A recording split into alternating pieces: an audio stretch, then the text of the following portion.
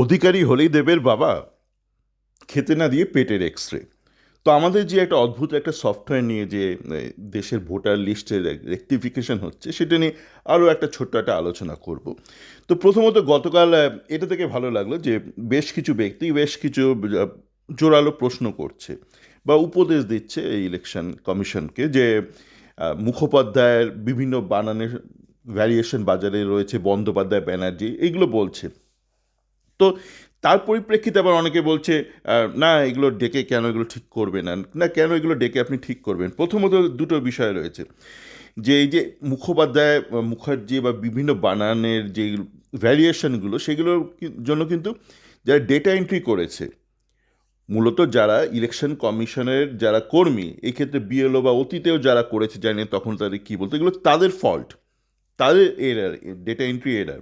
তো কোনো যদি ডিসক্রিপেন্সি থেকে থাকে, সেটা ইলেকশন কমিশন বা সফটওয়্যার ডেভেলপারের প্রবলেম। তো সেই রেকটিফিকেশনটা তাকেই করতে হবে, দরকার সে ফোন করবে, করবে। কিন্তু আমার প্রশ্ন, কেন সে রেকটিফাইটা করবে? এই মুহূর্তে এই প্রজেক্টের স্কোপটা কী ছিল? প্রজেক্টের স্কোপটা কি এইটা ছিল যে আপনার যে দেশের নাগরিকদের যে ডেটাবেস বা ইনফরমেশন, তার বাপ ঠাকুরদার পুরো বানান টানান এগুলো রেকটিফাই করা? তাহলে আমার মনে হয় এটা আউট অফ স্কোপে আমরা চলে যাচ্ছি। এটা আমার মূল স্কোপ ছিল কিন্তু নতুন ভোটার অ্যাড করা এবং যারা এক্সিস্টিং ভোটার রিলোকেট করে গেছে, মারা গেছে, তাদের সরিয়ে দেওয়া।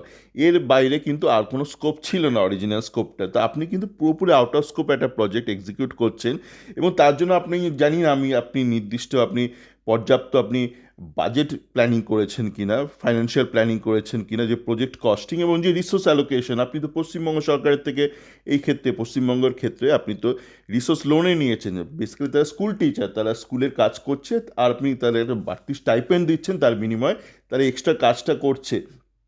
একটা নির্দিষ্ট তারা একটা প্রজেক্টের জন্য করার, তাদের কাজ করার কথা ছিল, কিন্তু আপনি তো এখন এক্সট্রা অনেক কাজ করাচ্ছেন তাদের। তার ফলে তো শিক্ষা ব্যবস্থা ক্ষতিগ্রস্ত হচ্ছে। তো এক্ষেত্রে যে লজিকটা ব্যবহার করা হচ্ছে, যে মুখোপাধ্যায়, মুখার্জি এগুলো চেক করব, এখানে দুটো বিষয় আছে। আমি আগে অনেক বিষয় নিয়ে বলেছি। দেখুন, আমার মনে হয় অনেকেই যারা সফটওয়্যারটা ডেভেলপ করেছে, তারা একটু প্রাগৈতিহাসিক যুগে পড়ে আছে, মানে আধুনিক যুগে কি হচ্ছে তারা একেবারেই ওয়াকিবহাল নয়। দেখুন, একটা সফটওয়্যারের ক্ষেত্রে আম, আপনাকে একটুখানি আপনাকে একটু বুঝতে হবে, কিন্তু আপনি কিসের জন্য সফটওয়্যারটা ডেভেলপ করছেন, প্রেক্ষাপটটা বুঝতে হবে, ল্যান্ডস্কেপটা আপনাকে কিন্তু বুঝতে হবে। একটা উদাহরণ দিই, ধরুন আজকের দিনে দাঁড়িয়ে যে অনেকেই আপনার ট্রাভেলিং করেন। তো যখন ট্রাভেলিং করেন, তখন এই পাসপোর্টের ওই নাম ফার্ম এগুলো এক না থাকলে বিদেশে খুব মুশকিল হয়, মানে ট্রেসেবিলিটিতে মুশকিল হয়। সেই জন্য অনেক মেয়েই, যেহেতু ব্যাংকের অ্যাকাউন্ট ফ্যাকাউন্ট বদলাতে হবে, এসব ঝামেলা, পাসপোর্ট বদলাতে হবে, তো অনেক মেয়ে কিন্তু বিয়ের পর পদবিটা পরিবর্তন করে না। যেহেতু ট্রাভেলিংয়ের এসব ব্যাপার আছে, আজকে ইউএসএতে কালকে আমেরিকায় এসব করতে হয়, তো পদবিটা পরিবর্তন করে না। তো এরকম অনেক আপনি উদাহরণ পাবেন। স্বামীর পদবি হয়তো বন্দ্যোপাধ্যায়, বউয়ের পদবি বোস, বন্দ্যোপাধ্যায় বোস, তাদের সন্তান হলে বা সন্তান সাধারণত আমাদের ইন্ডিয়ান সমাজে বন্দ্যোপাধ্যায় বাবার পদবিটাই গ্রহণ করে। তো মেয়ে হলো বন্দ্যোপাধ্যায়, মা হলো বোস। তো এই ক্ষেত্রে তো একটা লজিক্যাল ডিসক্রিপেন্সি, এটা এরার চলে আসবে। তো এই যে এই যে বিষয়গুলো বোঝা, সমাজ ব্যবস্থাটা বোঝা, এইটা এর জন্য একটু ইন্টেলেক্ট দরকার। তবে ঘটনা হচ্ছে, এই বিষয়ে আসবো, মানে অধিকারী হলে দেবের বাবা কিনা, এই বিষয়ে কিন্তু সফটওয়্যার ডেভেলপমেন্টে ব্লান্ডার যে শুধু ভারতবর্ষে তাও কিন্তু নয়, মানে বিদেশেও আকছার হচ্ছে। এই যে কয়েক মাস আগে দেখেছিলাম একটা আমেরিকার একটা নামি একটা অর্থোপেডিক কোম্পানি, জিমা বায়োমেট, তারা একটা বিশাল অঙ্কের একটা মামলা ঠুকে দিয়েছে একটা নাম করা এক নামজাদা এক সফটওয়্যার কোম্পানি বা কনসালটেন্সির বিরুদ্ধে। তাদের ইআরপি সফটওয়্যার ডেভেলপের দায়িত্ব ছিল সেই সফটওয়্যার কোম্পানি, তারা নাকি বিশাল বড় ঘেটে দিয়েছে, তাদের বিশাল আর্থিক ক্ষতি হয়ে গেছে, এরকম। তো হাল আমলে ঘটলো, রাইফাইসেন ব্যাংকের ডাকরি, যে খুব নাম করা ব্যাংক, ডাক মানে হচ্ছে ডি ফর ডয়েচল্যান্ড মানে Germany, A for Austria, CH মানে সুইজারল্যান্ড, মানে এই তিনটে দেশের তাদের বিশাল তাদের প্রেজেন্স। তো তারা ইনহাউস একটা সফটওয়্যার ডেভেলপ করেছিল। সেই সফটওয়্যারটা এমন একটা সফটওয়্যার হয়েছে, মানে বিশাল আর্থিক ক্ষতি খেয়ে গেছে এই রাইফাইসেন ব্যাংক। তো এই যে সফটওয়্যার ডেভেলপমেন্টের ব্লান্ডার কিন্তু এমন নয় যে শুধু আমাদের ভারতবর্ষ হয়েছে, এই ক্ষেত্রে অবশ্য ব্লান্ডারটা খুবই কাঁচা মানের হয়েছে, কিন্তু এগুলো আকছার বিদেশেও ঘটছে। তো এই যে ধরুন, অধিকারী হলে কি দেবের বাবার অধিকারী, এখানে যে এই যে যে বলছি যে বাবার বা পদবি আর সন্তানের পদবি এক হলেই, বানান এক হলেই কোনো এরার দেবে না। কেন এরার দেবে না ভাই?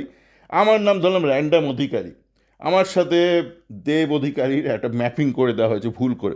তো সফটওয়্যার তো সেটা ডিটেক্ট করতে পারবে না, বলবে না না এ বাবা আছে র্যান্ডাম অধিকারী, ছেলে দেব অধিকারী, কোনো প্রবলেম, দেবদা দেবদা তোমার বাবা পেয়ে গেছি, কে তোমার বাবা, র্যান্ডাম অধিকারী।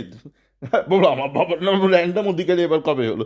তো এই যে আপনি বেশি আপনি চেক করতে যাচ্ছেন, কিন্তু কথা হচ্ছে আপনি চেকটা করতেই বা যাচ্ছেন কেন? আপনার তো এটা অরিজিনাল স্কোপে ছিল না, প্রজেক্ট স্কোপে কি এটা ছিল? ছিল না।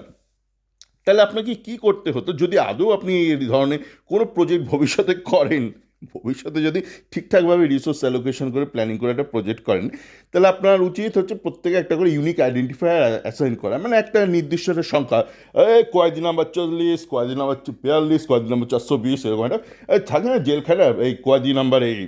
তো প্রত্যেকটা ইউনিক আইডেন্টিফায়ার, যেমন প্যান নাম্বার প্রত্যেকটা ইউনিক আইডেন্টিফায়ার, কিন্তু প্যান আবার সবার ক্ষেত্রে প্রযোজ্য নয়। আমাদের ছিল একটা আধার কার্ডে একটা ছিল একটা ইউনিক আইডেন্টিফায়ার নাম্বার, সেই আধার কার্ড দিয়েও ম্যাপিং করা যেত, কিন্তু না। আহ, ওখানেও মনে হয় পুরো ডেটাবেস ফেটাবেস ইন্টিগ্রেশনে পুরো ঘেটে আছে। তাহলে আপনাকে সবাইকে একটা নাম্বার অ্যাসাইন করতে হবে। তো আমি এর ভবিষ্যতে কথা ভেবে বলে রাখছি, যাতে এরকম সর্টের ব্লান্ডার আবার না হয়। আপনি যখন সব কাউকে ইউনিক আইডেন্টিফায়ার অ্যাসাইন করবেন, ব্যাপারটা এত কমপ্লিকেটেড করবেন না যে কেউ কাউকে ধরুন আপনি বলে নেই এসো এসো তোমরা ক্ষুধার্ত, তোমাদের খেতে দেবো।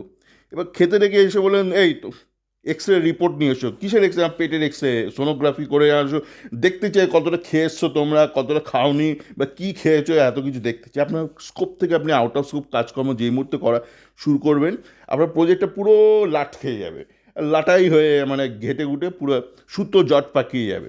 তো আপনাকে যে কোনো কাজ এই মুহূর্তে যে প্রজেক্টটা চলছে, যে সফটওয়্যারটার মাধ্যমে বা ভবিষ্যতে যদি কিছু কাজ আপনি ভালোভাবে করতে চান, তাহলে আপনাকে কিন্তু ভালোভাবে একটু পরিকল্পনাটা করতে হবে, বুঝতে হবে ব্যবস্থাটা। এই যে মেয়েদের ক্ষেত্রে খাতুন বেগম মুসলমান মহিলাদের ক্ষেত্রে পরিবর্তন হয়েছে, এটাকে আপনি কী করে আপনি ম্যাপিং করছেন, কী করে আপনি ট্রেস করছেন গোটা ব্যাপারটা, এগুলো খুব বেসিক। কিন্তু আমি জানি না মানে কীভাবে সফটওয়্যারটা ক্ষেত্রে ডেভেলপ হয়েছে, মানে কোনো সফটওয়্যার আর্কিটেক্ট ছিল কি না যারা গোটা পরিকল্পনাটা করবে, এই কী আপনার ল্যান্ডস্কেপ, কী আপনার লিমিটেশন, কী আপনার চ্যালেঞ্জেস, অ্যাকর্ডিংলি সে রুলসটা ডিফাইন করবে।